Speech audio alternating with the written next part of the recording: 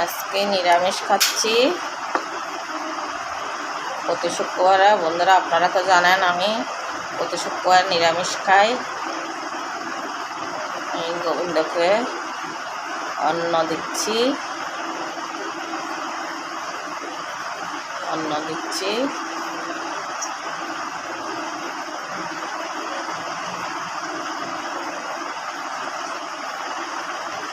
তারপর আমি এখন একটু জল খাই।